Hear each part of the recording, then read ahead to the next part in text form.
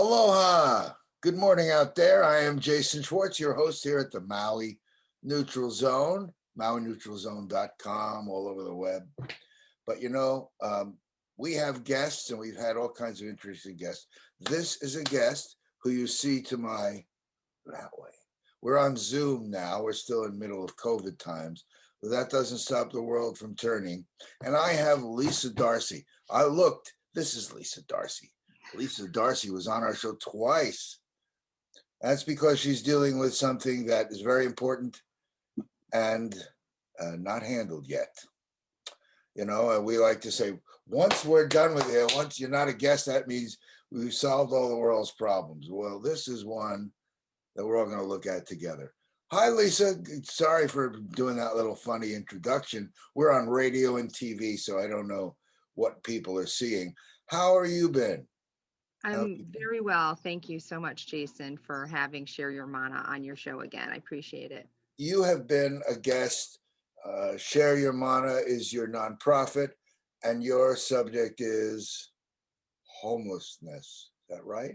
Well, interestingly enough, it isn't homelessness. Homelessness is kind of the obvious core issue that you can see as a result. But the real issue is, how do people, when they begin to have difficulties, access the provided services in a community to help them maintain their livelihood and not fall into homelessness? But this adventure has gone way beyond trying to address the systems. It is actually unfolded into the actual lives of the individuals who cannot get out of poverty and mental health, addiction, any of those just needs that have rendered them really kind of incapable of moving back into the community in a productive way. The name Share Your Mana to me means you're speaking to the world and say, hey, wake up. Or are you talking to the person? You're talking to us in the world who need to kind of step up. Would that be so, Jason? Right I didn't come upon the name of this nonprofit quickly or lightly. I sat for months and months and months and distilled the core value that this movement wanted to embrace. And it paralleled with me starting my journey into Buddhist chaplaincy. And there's this really essential individual core responsibility to value systems that really are the backbone for any community to decide what kind of laws are made, what kind of decisions, what kind of programs are supported. And it's really about that almost divine intervention that people feel in whatever spirituality or religion or whatever you embrace that gives you strength and keeps your heart open, but your shoulders up, that welcomes new ideas, even in their discomfort. That's where you grow. So I did not step into this, and I sought counsel on even suggesting this name, since it is of deep reverence and power, and it is not to be said or used carelessly. So thank you for actually bringing that up. Well, I now know you a while, and I've seen you in the field a little bit, and we've gone to meetings about things. Homelessness has been an issue for me only because, sadly, I know people that have slipped into that category, and it's a very slippery peel. It's been 13 years or more that she's been homeless, this friend of mine. And I watch as she's had a hard time getting out. You just said it right there. And each time we speak, you keep such a bright attitude, but I know you're dealing with subjects that are super real, and people can't imagine unless they're around people they know that have slipped into challenges, that this Why don't they just go for services? Why don't they? So And Jason, that's you bring up a bright attitude, and that's one of the core responsibilities that I feel as a human being I have every single day, to bring that and to witness how these systems function, their equations, and to keep a positive attitude about making change. Maui is a very insulated community in terms of politics and the way that they organize their help in their community. It is extraordinary how long it has been able to remain this insulated. You can go to Oahu, you can go to every other island, and you can see much more progressive ways of addressing these needs. And yet, Maui has a very clear power structure on how this is going to get addressed or not addressed. And the silence in almost all meetings for the 18 years, there is so much silence in these meetings here in Maui. It's deafening. And that is a really interesting place to be. And it keeps my attitude bright, because I realize really it is just a matter of time before Maui community really demands that we join the rest of the state and the rest of the nation in moving ahead and being proactive instead of paralyzed or reactive in the way that we help people who are struggling. why don't you take a minute to expand? Like, what jumps out at you as a difference? Like, I could start naming them, but that is a really giant thing. You're saying that Maui has a unique system. It's called no system. Well, it has a system that it's antiquated. It's very antiquated, and it has not kept up with the type of research that is demonstrated in the way that you approach needs. And you think about people who had mental health issues 100 years ago were locked up, even 50 years ago were locked up in institutions. We don't any longer have institutions. That said, at the time the institutions were, if you go back to deinstitutionalization in the 1950s, it was all intended to go become community based, which meant that there would be satellites in all the communities where people would go to programs, and those programs would have places where people lived, and so they would have group homes. And so there were all these spokes. And when I got into this type of work, it was a magical time. And it happened on the East Coast, where I was part of these programs where people were literally coming out of these institutions. I went to those institutions. I saw people in the corners and, just staring at the TV, over medicated. And I got a chance to work with those people and help them get back into the community. And it worked. There were pieces of deinstitutionalizations that worked beautifully. Maui hasn't even gotten to the 1950s in terms, or like maybe even like, let's move up to the 70s and 80s when, really community based, and even the 90s. Maui has never gotten there. In fact, the reason I came to Maui was to bring a program that had those core values that help people move, that would move from Molokini into the day program, and then have group homes, which, so people would have a larger community, but it was also a community that understood their behavior and wouldn't be frightened by it, because you can understand schizophrenia, and you can understand paranoia, and you can understand anxiety. If you understand it's an equation, if you don't know how to manage the equation, it could be frightening. But, somebody who talks to their fingers, people are frightened by that. But in fact, you sometimes just merely have to interrupt that conversation, because people are having real conversations. They hear voices.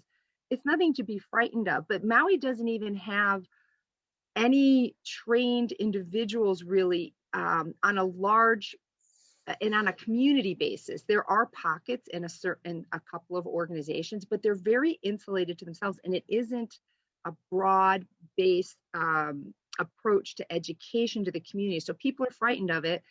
And then we have people who are in very significant levels of the ability to change. They're in very high level management positions, and they don't have any of this education either. So they're very reactive to policy that they want to uh, support, which just happened this week with council member Tasha Kama. Well, actually, last week we didn't even have a full week to address a very damaging proposed bill, which would have brought Maui back to the 1900s in terms of, or even before that.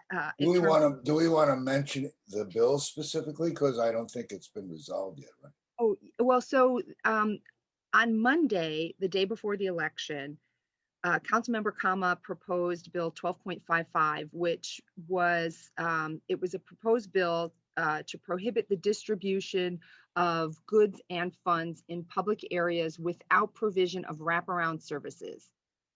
Okay. Which to me means you can't help someone unless you bundle it with going into the system to try to address the problems they've got. You can't just help them. It becomes illegal? It doesn't, first of all, this bill doesn't make any sense for anybody who knows what these terms are. Okay. So because what it goes on to do is to explain the things you can and cannot do, where you can and cannot do them, how many days you have to request permission before you can and cannot do them. It is against every nature of being a human being. And so I want to, there's a couple of things that are really important here. Is one, it was introduced the day before the election. I don't understand why anybody would introduce any legislation the day before an election. I think about the United States, how absolutely wild it went when the Supreme Court nominee happened, how many months ahead of time, because it was during election time. So it is so, it goes against every value system to put anything in the day before an election, because you may win, you may not win. So that's actually another component. Do you think that she was aware of that? It speaks to of course. Really? Yes. I don't think of her as a political ally. I actually think she really wants to help. Maybe she's just. There's nothing in here that has any guidance from the others in council that said, "Oh, this isn't the right time. We should." There was no counsel taken from anybody else that we can see. And she did not vet this through corporation counsel, which every proposed bill is required to go through and make sure that it is a legally valuable document. And she didn't do that. Okay. So I am not, the behavior does not indicate that this was something that was on the up and up. Okay. It's not. And there's been a lot of kindness given to this individual who, throughout this entire pandemic, has not once stepped down to the encampments, which Share Your Mana has been nurturing for all of this time. We have had community meetings. We have had open invitations to anybody to come down. This is her district. This is her backyard. And not once has she come down to talk with people, to see what they need. She has supported the county turning off the water and closing the bathrooms on people that have no other options. So when you look at the series of events. That's confusing to me, only in that I've seen her being really compassionate and also super interested. I went to a meeting there, and it seemed like all different agencies and county people. But where was this? This was in front of the old Safeway building in Kahului. This was last year. Mayor Victorino was there. Yeah, I did not get an invitation, or I was not made aware of this meeting. Well, and it was a public open meeting about it, but then nothing ever really happened from that. I almost felt like it was all the agencies saying, okay, we all have to work together on this. And it was put together by Tasha. And I thought that there would be more. So I was shocked to see this bill, and then to hear you digest it this way just doesn't fit. Something's wrong. Maybe I really don't want to defend her, but I know that she would like to get it right. I'm sure after this is so far beyond getting it right that everybody, I hear so much Tasha's doing that. And I have asked Council Member Kama, I have put forward, Share Your Mana has put a lot of time into trying to work together, and yet and gotten no response, silence, absolute silence. And every time that Share Your Mana has tried to coordinate something, it is we don't get the invitation. We don't know what's going on. We're not considered part of the team. So I just need you to understand from the point of view from somebody who has been working, sometimes 18 hours a day to provide health and safety for community members. Yeah. I'm not seeing any of it get to these individuals. And like I said, how can this council member support cutting off bathrooms and water during a pandemic? It doesn't sound possible, but I believe It you. is possible. It's unbelievable. And we had to make videos to demand to get it back and send it out on public media. Is she the decision maker, or was that the mayor who says close the bathrooms in Parks and Rec? Well, so that's another piece of bringing more interesting dialogue into this is Share Your Mana has probably, I don't even know how many times we've contacted the mayor's office. I don't know how many times we've submitted petitions, we've requested assistance, I put in suggestions, and never once during this entire pandemic has Share Your Mana gotten a reply back. Okay. Not even a thank you for your call. We are looking into it. I don't want to say I'm shocked. I know we live in a world that I'm afraid falls painfully short of showing their mana, sharing their mana. Well, what I'm trying to illustrate is if this is leadership that is dedicated to bringing community input, Share Your Mana is the only one who has also made videos, because people don't have, like we're on Zoom, people don't have the capacity to be on any of these meetings. They don't have the capacity to go online and fill applications out. They don't have the capacity, so they are completely left behind. And Share Your Mana has been out. I have hundreds of videos. I have shared them with council. I have shared them on the Facebook page. I've shared them so that their voice can be heard. And I can tell you what they experience compared to what you are hearing is shocking. The sound bites in the nice little meetings that our county is putting forward to say, oh, we're doing everything. It is not what these individuals are experiencing. And that's why I put up I turned up the volume on this. Good. And I, again, invite and welcome Councilmember Kama. She apparently is going to have a talk story, but you have to email her to get on the invitation list. And I don't even know if people even know that this press release went out. I got it the day before the meeting, and I couldn't make it the next day. And then the following day, I saw the newspaper article about it. But no, that's the council. That was the council meeting. Yeah. This is no. There's actually a in that letter that came the evening before, which I did receive. There was a line which I responded to saying, "Yeah, I'd like to go to that question and answer."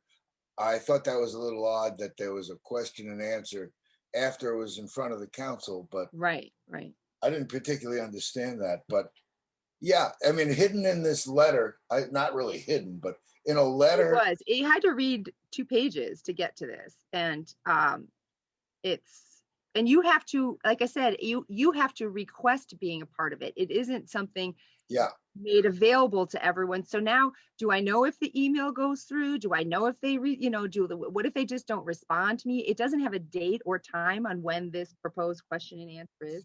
We have no information. That kind of stuff.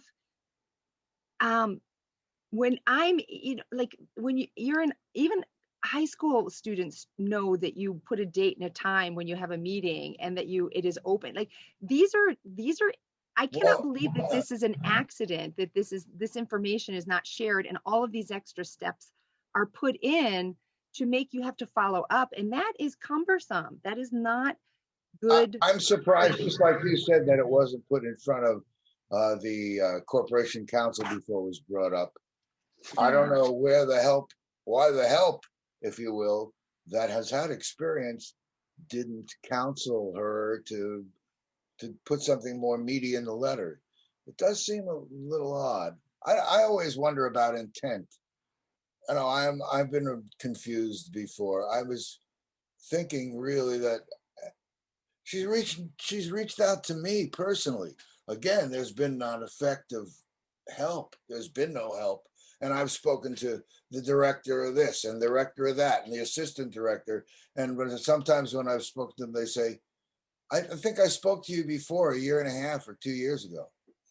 The problems are still existing. They keep on. And I wonder, I mean, you talk about this letter.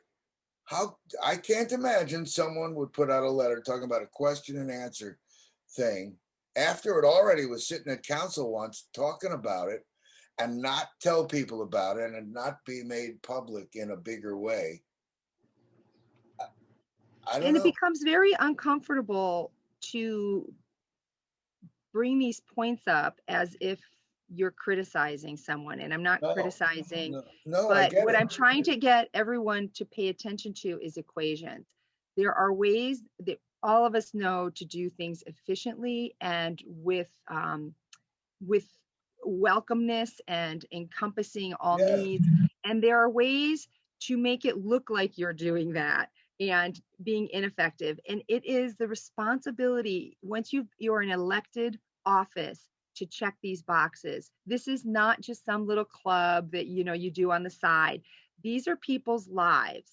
This is the absolutely. health and safety of individuals that have been so far even marginalized during these times. Their lives. I am watching people deteriorate in front of my eyes. I had 3 people last week that were suicidal that I had to sit in their pain, their refusal to call anybody. They're so far deteriorated that I can sit and try and call the access line, which I have done with the last time I did it probably about 4 months ago, ended up in the person hanging up being so frustrated with the person on the other end that no help came, which you are familiar with. That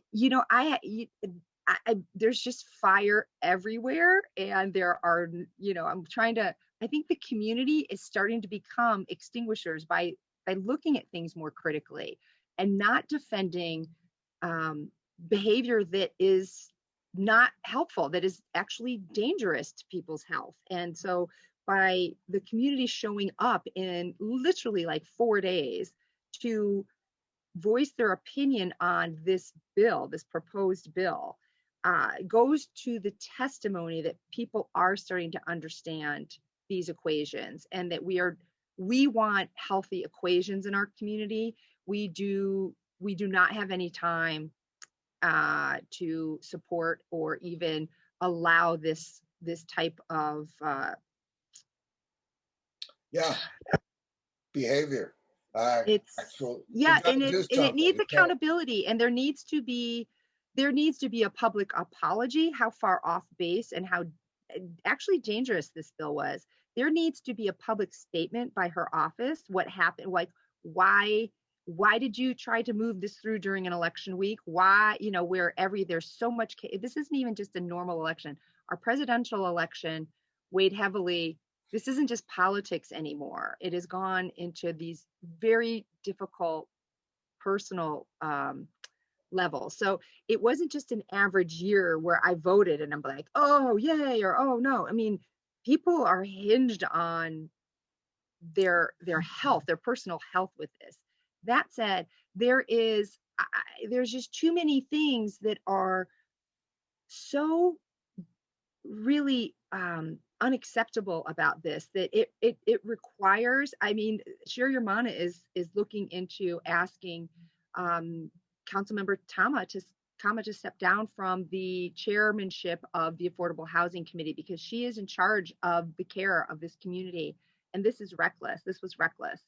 Not just poor, it wasn't poorly worded. It was dangerous. And so we're going to seek and move forward on requesting that she either step down or that she's removed from the chairmanship. This is not the kind of leadership that it is inclusive or healthy for our entire community. Do we have anyone in our community that, in your opinion, has an awareness of this equation that could help? make things better that you've Yeah, seen? so over the course of the pandemic, there have been several council members who have reached out to Share Your Mana and have welcomed Share Your Mana reaching out to them. And it has resulted in some really wonderful events.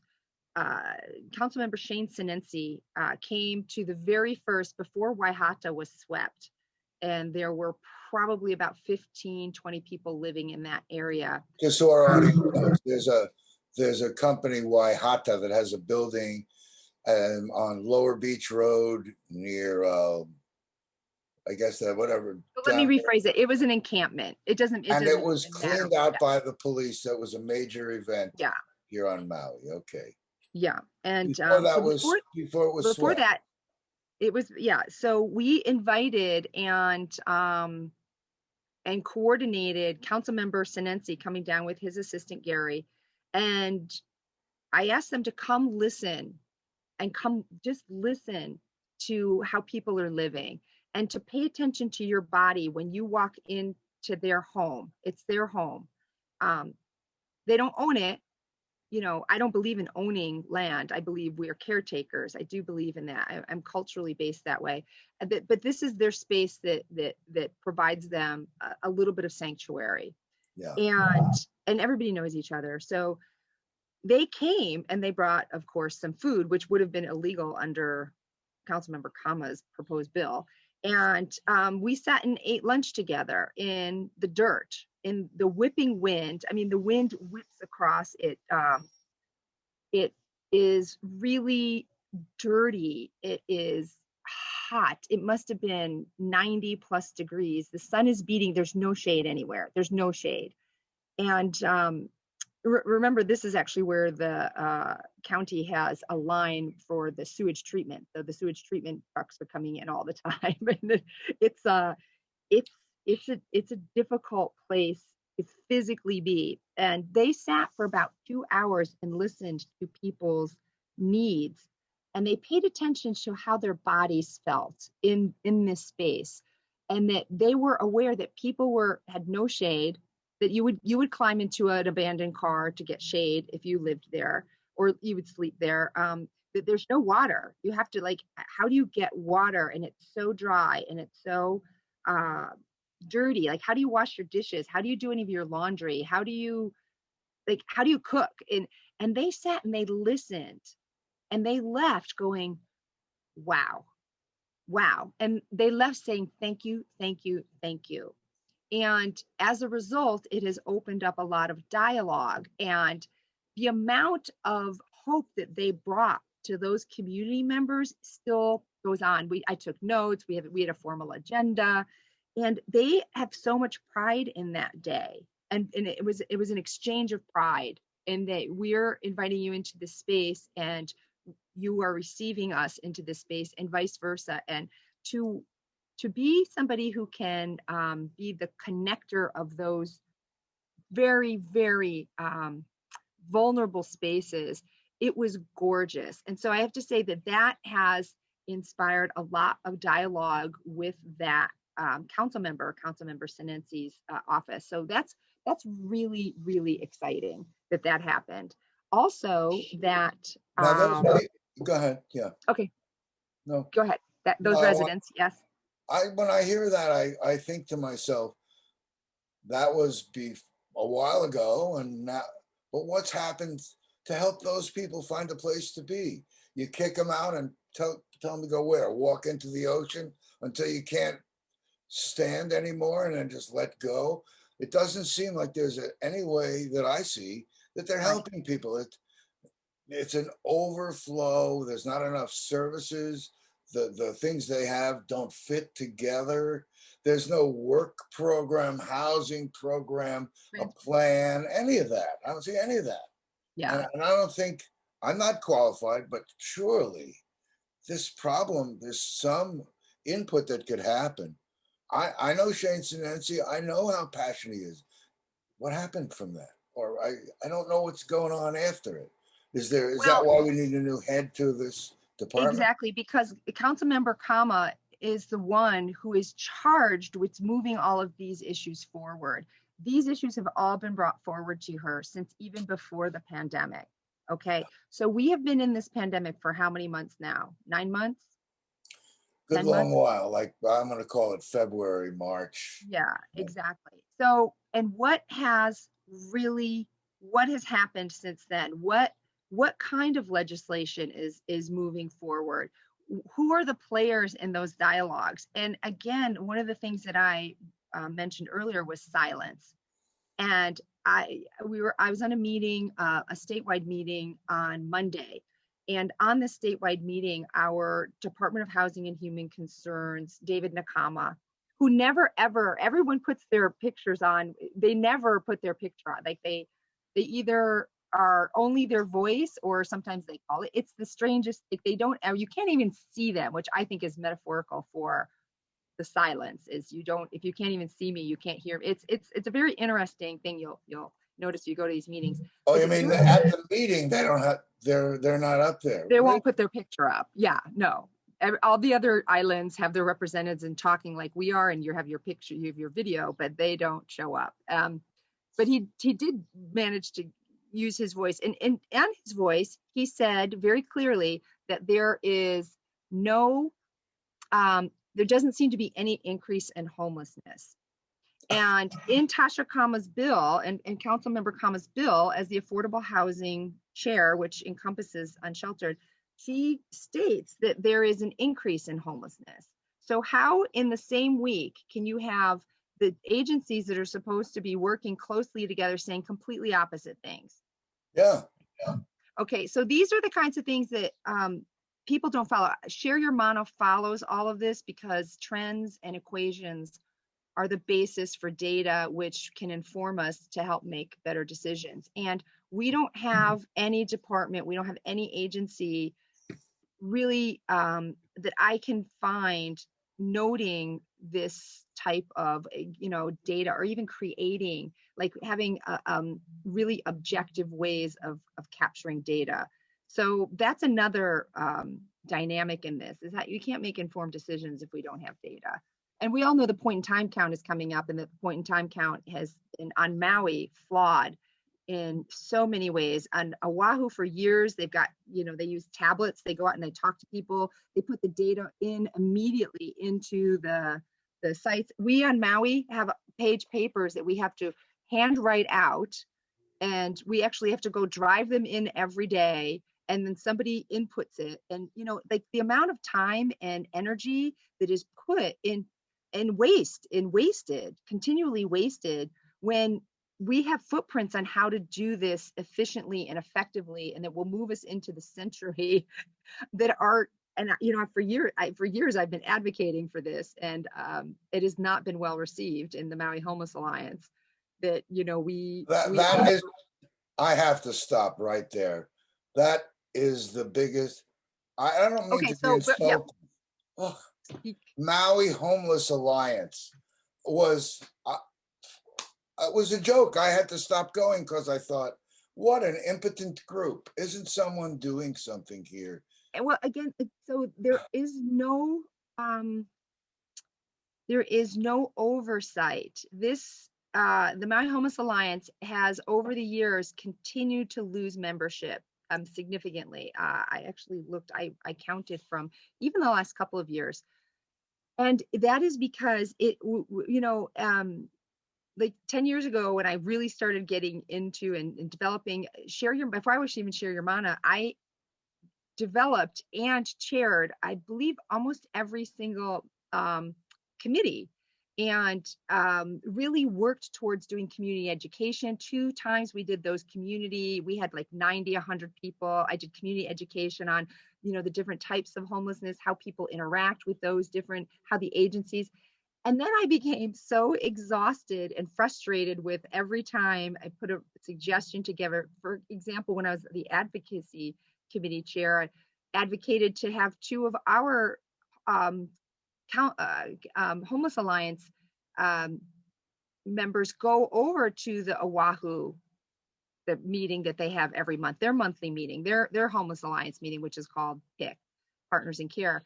And it was, a $300 investment I had spoken to everybody at PIC. They would they were going to drive us to and from the airport. They were going to provide lunch. It was all set up. And the Maui Homeless Alliance and Maud especially said, this isn't a good time for it. This was years ago. And I said, well, this was when there was so much legislation going through about, criminalizing homelessness and the sweeps. And to be able to have been aligned with PIC on that Yeah. level would have been spectacular. And in fact, by the time the vote went up, even my committee members voted it down. And I said, why would you even, we put hours and hours into this. I spent, connecting with PIC, asking for their support, and then you would, back down during the meeting. And because it was, Maud was clear that she didn't think. And so people just fell into place. And I know I'm speaking out, but the public needs to understand the dynamics and why these decisions are being made, and that it is really my experience in, if you challenge an issue, it is seen as challenging the person. So there's this lack of decorum in meetings where bringing up an issue that is controversial is seen as a personal attack, and it's not seen as, let's identify the issue. And so it becomes personal, and people become, how could you say that or do that? And it really becomes, there's enormous anxiety in that meeting. I couldn't be there because I found it very hollow. I would stare across the room, and you were up there in the front talking, and we'd see things going on. It just didn't seem possible that these people were somehow meant to be the ones to help eliminate homelessness and to coordinate. It was a joke to me. It was a sad joke, but a joke. Well, I couldn't bring up issues because I was new, and who am I, this outsider, to this circle of agencies that were talking? It was a very well. That also brings up the issue that certain agencies that are really bound by contracts that have very narrow limits. You see this all day long. They tie their hands and they say, we can't do anything because it's not in our contract. That is exactly why Share Your Mana was founded, is that I see all of these limitations that agencies have, and that they don't work to have a flexible arm. And that's why I thought Share Your Mana was such a great idea, because then I'm not bound by, I don't have any government or county, and I'm not seeking or interested in any type of monies other than community monies, because then we can be nimble, and then we can say, okay, you don't have this, let's help with it. Like, how do we support that? But it has not been seen that way, and it hasn't necessarily been welcomed that way. So I continually work at trying to get the message that this is about really, and all the people in the community that want to help and have the ability to help, we have an obligation to make this a fabric of professional community individuals who are going through it. Where is their voice? Governmental, like, how do we weave all of this together for strength? And I don't think that is a goal of that group of people. So they're not going to be your target audience. That I can't forget when I was at that meeting, when I was told that, you see all these people here, their agencies demand they be here, and if they don't be at these meetings, they're going to lose funding. It was like, okay, here's our meeting. It was just a horrible experience. It made me, and can you imagine if you were a homeless person coming to a meeting like that because you were interested in what's going on there? It was very difficult to get anyone in that wasn't somehow, I don't want to say corporate. It was crazy. Well, that's why Share Your Mana always, when would bring people and sit side by side and prep them beforehand, prep them after, because the language that's used in that meeting is very off-puttish, especially it's a very us and them dialogue. And again, I don't think that people are aware that our language has evolved to be more encompassing and to be more person-centered, and that there's not that group doesn't, there's nothing, that they're not emerging into anything, they're maintaining what they have. So in that perspective, it's probably not the best use of your time, which is why I'm going to invite you to come to join an alliance that Share Your Mana is rolling out actually this week.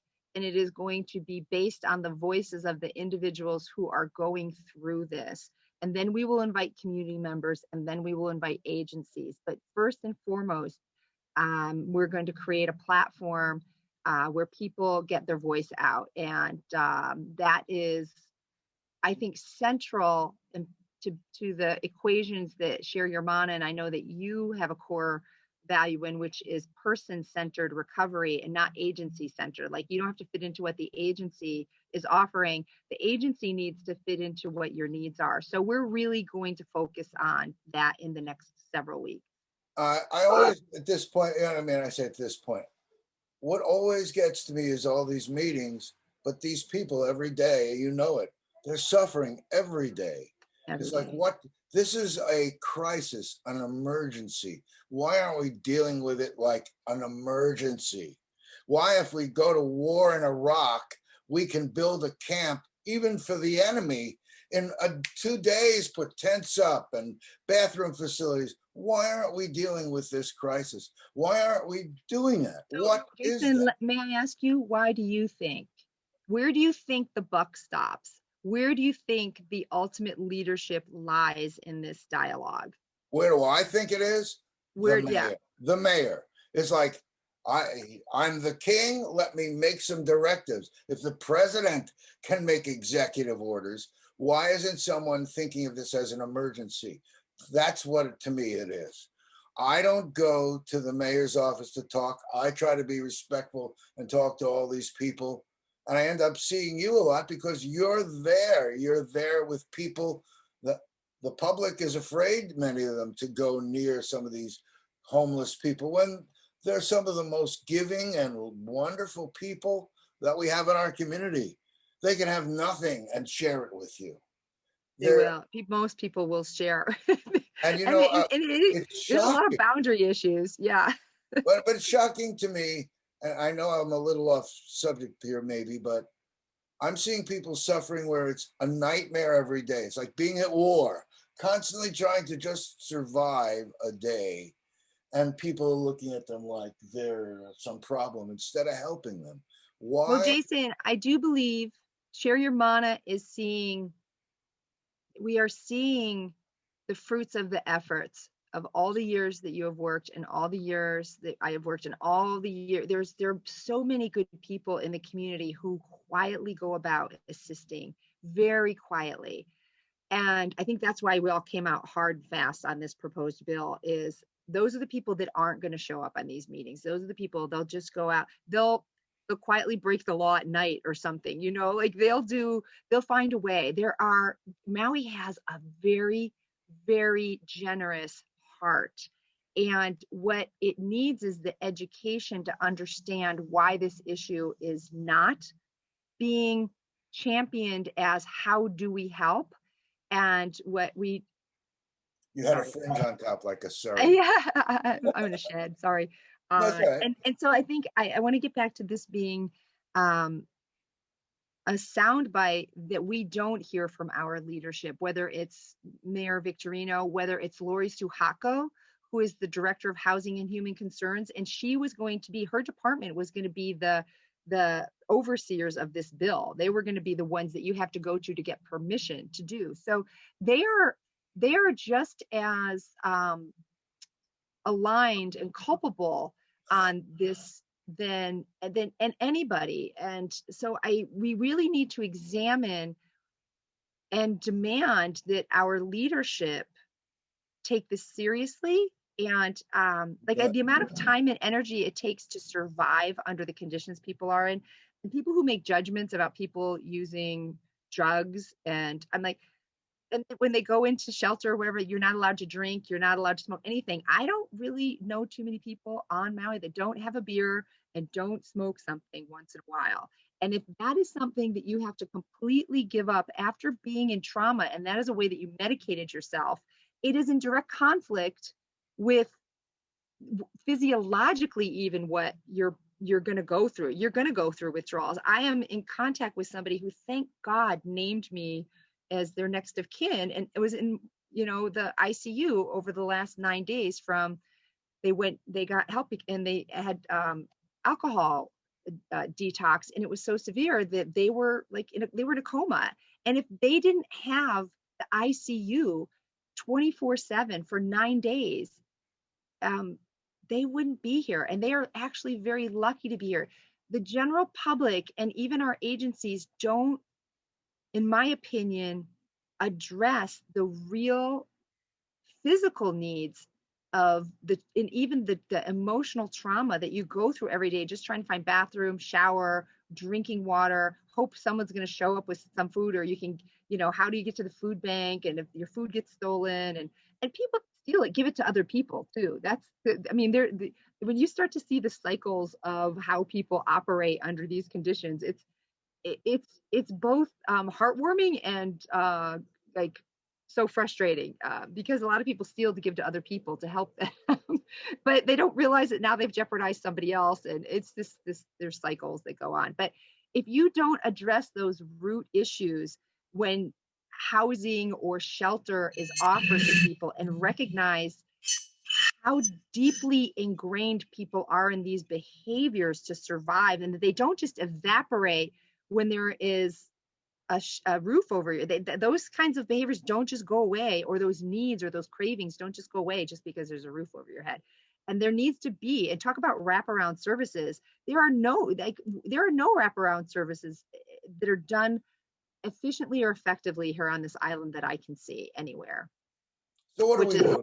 What can we do in the short term? I know you're going to talk about changing of legislation, but what can we do right now? I keep thinking, I see someone who can't walk is getting no help, is being told to shoo, leave, because the public doesn't want you here, and the police, they have nowhere to go. It's like, what do we do in the short term? I know that's why I call it an emergency.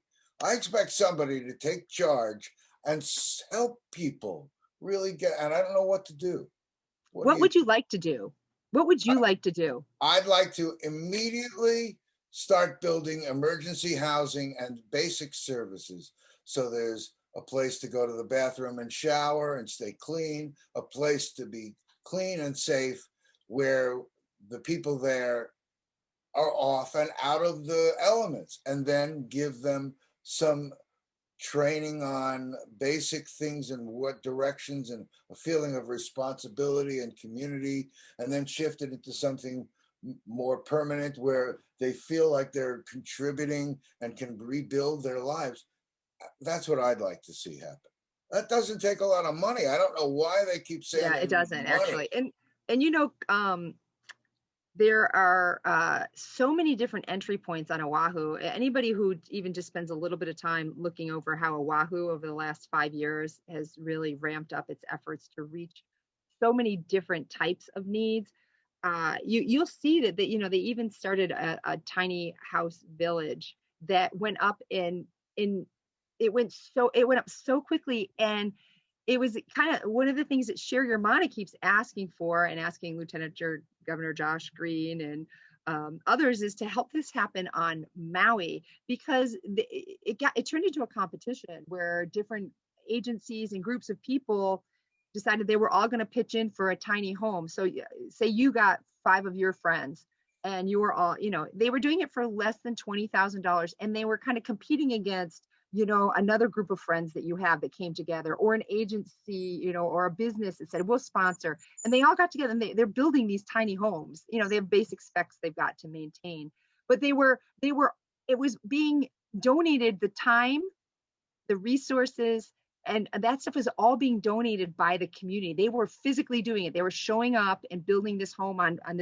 whoever's piece of, and then they would, drive it over to where it was going to be on this designated land.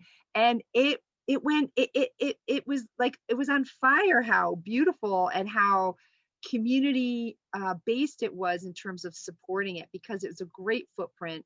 And we can't seem to, I can't seem to get going here on Maui because we have leadership that is not looking at this. We don't have a Department of Housing and Human Concerns that actually seems to recognize this. So I think you're right. The energy has to be put on asking the mayor and Department of Housing and Human Concerns to step up and let's do this. We need to do this. Find the land and we'll do the rest. And Share Your Mana will happily help coordinate all of this and happily communicate with the agencies on Oahu that made this successful, and they're successfully doing this. And we could do this in every moku. We could do it at every region. And don't forget about Molokai and Lanai that never get brought up in conversation. Oh, man. And that they are just kind of like, oh, we just don't even talk about their needs. Well, I'm afraid to talk about these neighbor islands because it's. Well, they're not. They're our county. They're not even neighbor islands, right? They're our neighbors. Yeah. They're our the residents. levels of services on Molokai and the people. I don't want to get too weird. The people that are suffering there and that the community wants gone, and they're struggling, and the agencies and the interpersonal things that happen there. I don't want to point it, but I can't help it. These council people that are there that are part of the problem. It's just such a weed. Well, even on a more really tactile level, there are several encampments that have used tires. And so one of the discussions that we've had is we want to start even just mini gardens. So maybe help organize a couple of groups that could get a truckload of dirt and help fill these tires, and people can plant some vegetables, or some leafy green, anything. And then, but we would also have to recognize that they need water. So we would have to have volunteers come down and bring some water. Or I'm going to stop you because there are technologies. In fact, I'm going to have a guy I'm going to speak to Saturday. He was on our show before. You can get water from the air. He's talking about housing they do with concrete and other crete. You can put up housing in no time at all. Yeah. So we don't have to rely on the old model. There are new models, like you said.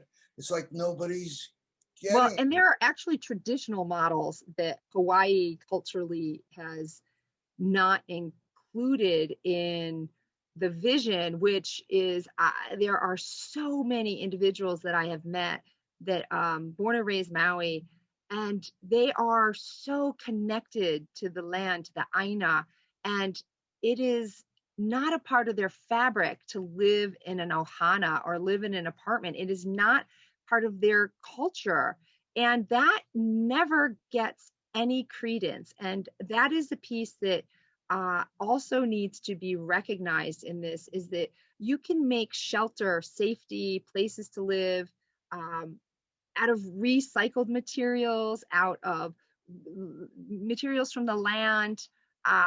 Shane Sinensi's uncle was training people how to build places in Hawaiian style for years and years. Yeah, so there's richness of solutions that are just within our grasp if we would, like you say.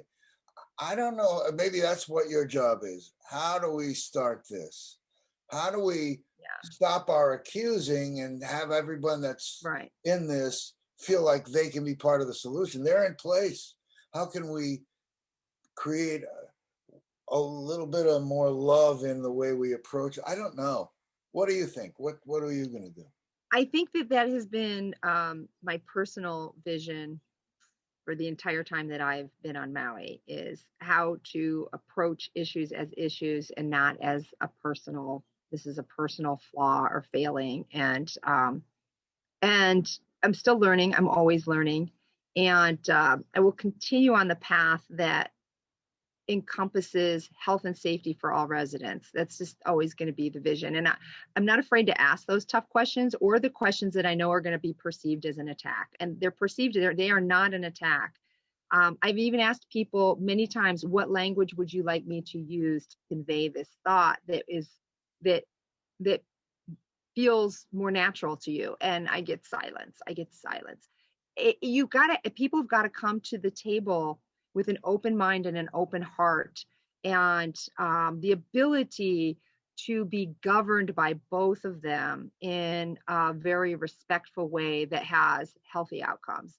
And we will just keep, I do believe that this pandemic has been an extraordinary opportunity, and it has allowed Share Your Mana to engage a much broader audience, because it has taken away the fluff in our life and helps people get down to the basics. And that has been a absolutely gorgeous experience. All of the tears and all of the frightening, being in the hurricane and getting the Gary, who's a double amputee, out of the tent on the, getting him into a van, like it was whipping rain and he had nowhere to go. And I mean, we are forever bonded in such a beautiful way that the dedication that I'm feeling now towards this vision and mission is so much stronger and healthier. And we just have to keep being that beacon of, when something doesn't feel right or isn't right, we just have to respectfully speak up, and we have to respectfully acknowledge the people who are in these roles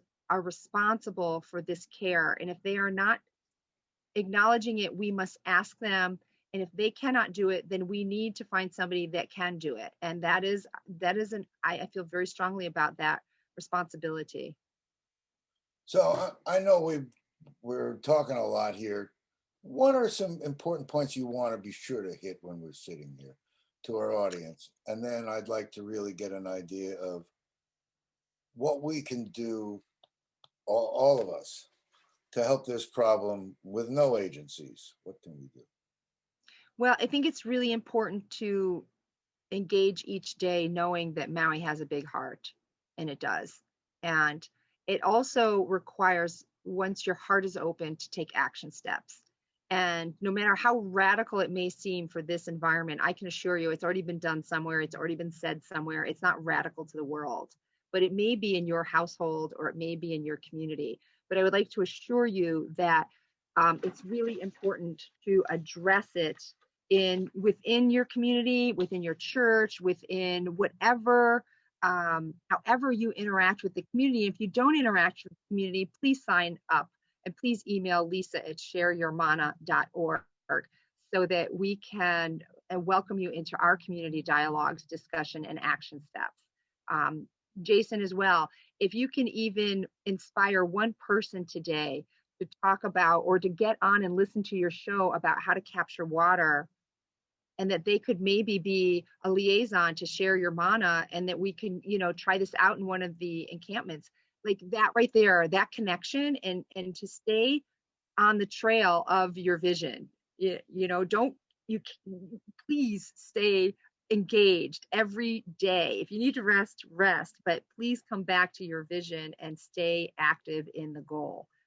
No matter what that, even if it's just one phone call to Councilmember Kama, or if it's to the mayor. And again, you may not get calls back, but what do you do about that? That's where creativity will. Well, that's where that's where this show, why are we controversial? We're controversial because if we had someone here with us like Tasha Kama, we could get into dialogue, and I don't like attacking without finding solutions. And that's what you do. You like to come together and find solutions. So, well, I'm very happy. Share Your Mana would be honored to be on a Zoom with Councilmember Kama to ask her any of these questions, or to get her insights. And maybe give her some counsel and direction. That's why I keep thinking that the people that are involved have a heart. I mean, I'm talking specifically her. I know she cares. So how this is getting to be such a challenging bill, and that it could come out like this, shocks me. And I guess it shocks me only because, for example, before elected into office, she was out helping people all the time. How that this could suddenly get twisted in this way, and I don't get that. I don't really understand how that. We need to hear from her, and we have not heard from her. And in fact, during the entire council meeting, she did not speak. Really? Yep. She didn't say why. She didn't, and nobody asked. Other council members spoke on her behalf. She didn't speak. Silence. Well, Silence. I hope we can. Silence is an action. Wow. And anybody who supports that silence is complicit. And we need to understand the significance of that. It's very heavy, and it's a blanket that is invisible, but it informs decisions. So I would pay attention to that. What if people out there that are in these agencies, can they do anything more, or are they stuck by the system? Well, my experience is they say they're stuck by the system. Nobody is stuck by the system. I have left many jobs because I've seen I as a human being, I do not want to be stuck by a system. And the flip side to that is people are really dependent upon these incomes in their lives. Everyone is aware of the terror if you don't have income on this island, that you are going to end up out there. And it is filled with terror. It is not filled with joy and love and light. And I see a lot of the unbelievable joy and love and light, but there is this terror on becoming homeless here. It's, you're going to get citations. You're going to get harassed by the MPD. You're going to end up in jail. You're going to get stolen from and beat up. It's just this horrible health challenges you can't handle. It's just, yeah, you're going to get anyway. And then, you're probably going to end up with such acute anxiety and depression, and that's not going to get met. So your family's going to, there's this whole automatic assumption of how horrible your life. So people are going to do whatever it takes to keep their jobs. And let me tell you, you don't challenge the system. And this is not a healthy system. You don't challenge the system if you want to keep your job. It's the bottom line. Well, we can't really do justice in this short time to all the solutions, but I hope you'll come back and talk with me. And if we have others that can join in some kind of discussion, you are such a gift to our community. And thank you for holding that pillar. I go and do all kinds of other stuff, but this is your focus. And I don't know how I respect you so totally. And personally, thank you, Jason. I still don't know what I want to be when I grow up. So well, I'm with that. I'm on that list also. I don't know what I'm except a good person. Yeah, right on. Thank you. We get away from these things and we sort of have a hole in our heart because we want so much more to happen. I hope everyone listening to this can share with Lisa and me and so many others who want to do our thing. If you see someone hurting, help them. It's not foreign. If you see someone that's needy, please remember you can help them. Or you can reach out to Share Your Mana. Reach out to me, and like I said, go to the website www.shareyourmana.org, and or email lisa@shareyourmana.org and ask, how do I help? I field calls and emails all week long from people I've never met, even people not even from Maui. Like, what do I do? How do I deal with this? What do you recommend? Just reach out to each other, and that's it. How do they hear about you? Through Facebook? Oh, Coconut Wireless is alive and well. Oh, good. Lisa, Darcy, right. I don't know how to put it into simple words except I love you. You are a gift to our community. I know that all the people that are out there appreciate your honest, loving heart, and that you're standing up and starting, us here to be more interactive and really solving the problem. Make those people, bring them on back into our community and be feeling like they have value, which they do. Exactly. Thank you, Jason. Thank you, Lisa. I hope you'll join us again. Be a pleasure. All you out there, please listen to this again and see what you want to do, including, and she's going to get a lot of emails, but that's good because that means you guys are going to get interactive. Lisa@shareyourmana.org. Thank you, everyone. We'll see you again. Aloha. Bye.